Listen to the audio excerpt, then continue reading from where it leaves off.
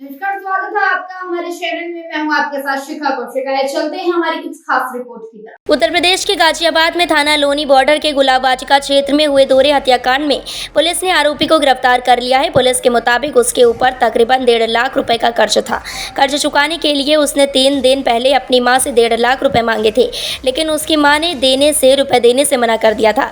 इतना ही नहीं, उसकी मां और छोटा भाई उसे प्रॉपर्टी से बेदखल करने की बात कर रहे थे। इस बात से आरोपी नाराज चल रहा था। गुलाब वाटिका कॉलोनी में बुधवार सुबह घर में 65 वर्षीय यशोदा देवी और बेटे 35 वर्षीय विजेंद्र का शव कमरे में बेड पर मिला। दोनों शव खून से लथपथ मिले। मकान की दूसरी मंजिल पर जब वारदात को अंजाम दिया गया, तब तीसरी बार मंजिल पर बाकी परिवार सो रहा था। मकान के ग्राउंड फ्लोर पर दुकानें बनी हुई हैं। सूचना पर पुलिस अधिकारियों ने घटनास्थल का मुआयना किया। घटनास्थल पर सभी कीमती सामान सुरक्षित मिला था। यशोदा देवी परिवार के साथ रहती थी। यशोदा के पति की करीब 10 साल पहले मौत हो चुकी है। यशोदा का बेटा विजेंद्र दिव्यांग था। मकान की तीसरी मंजिल पर विजेंद्र का भाई धर्मेंद्र अपनी पत्नी और बच्चों के साथ रह रहा है। बुधवार सुबह जब धर्मेंद्र के बच्चे नीचे आए तो उन्हें घटना का पता चला। इसके बाद परिजनों ने पुलिस को घटना की सूचना दी। परिवार का आरोप है कि हत्यारे देर रात घर में घुसे और किसी भारी चीज से यशोदा और विजेंद्र की हत्या कर दी। डीसीपी देहात विवेक कुमार यादव ने बताया कि चंद घंटे में पुलिस ने यशोदा के बड़े बेटे को गिरफ्तार कर लिया। उसने वारदात स्वीकार कर ली। पूछताछ में आरोपी ने बताया कि मां ने उसे 1.5 लाख रुपए देने से मना कर दिया था। इससे वह बेहद नाराज था। मंगलवार शाम को आरोपी काम से आने के बाद सीधा घर की छत पर गया, जहां उसने शराब पी और छत पर ही रखे खाट के पाए को लेकर अपनी मां के कमरे में पहुंच गया। आरोपी ने पाए से कई वार कर मां को मौत के घाट उतार दिया। इसके बाद उसने अपने दिव्यांग छोटे भाई पर भी जानलेवा हमला किया, जिससे उसकी भी मौत हो गई। बेदखल किया जा सकता है सड़के को।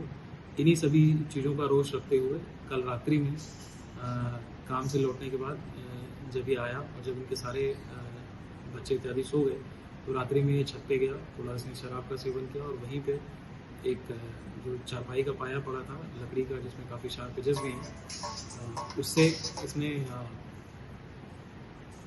इस अपनी माता को मार करके उनकी हत्या कर दी। उसी माता के साथ इनका एक दूसरा भाई जो कि मानसिक रूप से दिव्यांग था, उसी कमरे में सोया हुआ था। वो जैसे ही इस चीज़ को सुन करके उसकी आंख खुली, तत्काल धर्मेंद्र ने उसकी भी उसी मर्डर वेपन से मार करके हत्या कर दी।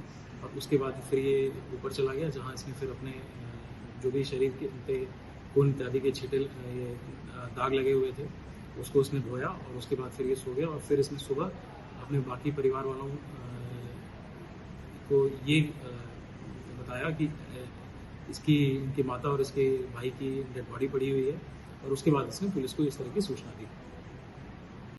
सर, गाजियाबाद के लोनी बॉर्डर थाना क्षेत्र में डबल मर्डर की घटना आज हुई थी और उसका खुलासा गाजियाबाद पुलिस ने महज 2.5 से 3 घंटे में कर दिया। क्या पूरा घटनाक्रम रहा था और इस घटना को कारित करने के पीछे कौन?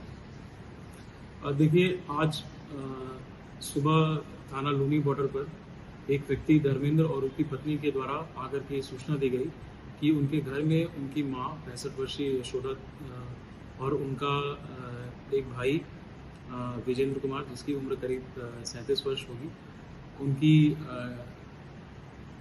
डेड बॉडी पड़ी हुई है।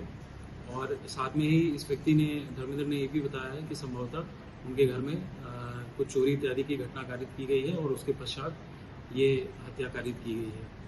सूचना प्राप्त होते ही तत्काल पुलिस टीम द्वारा घटनास्थल पर पहुंचकर सभी तथ्यों का अवलोकन किया गया, सभी साक्ष्य देखे गए, सभी scientific evidence, field unit, dog squad इत्यादि के माध्यम से एकत्रित किए गए और घटना का अनावरण करते हुए ये प्रकाश में आया कि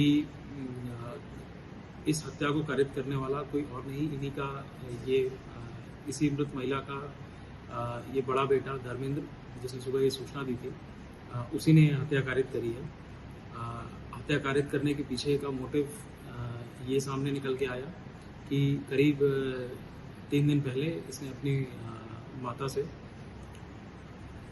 कुछ पैसों की मांग करी थी, क्योंकि इनके घर पे सारे जो भी पैसे इत्यादि थे अपने इनके माता के पास रहते थे और इसके ऊपर करीब 1.5 लाख रुपए का कर्ज हो चुका था कई सोर्सों से, जिसको उस पैसे को देने के लिए इसकी माता ने क्लियरली इसको मना कर दिया था। इसके साथ साथ इनके घर में ये भी बात चल रही थी कि संभवतः इसको अन्य संपत्ति इत्यादि से बेदखल किया जा सकता है इस लड़के को। ठीक है, आपको हमारी खबर अच्छी लगी होगी, हमारे चैनल को लाइक, सब्सक्राइब और शेयर करना मत भूलिए। ऐसी ही खबरों के लिए बने रहे मेरे साथ। नमस्कार।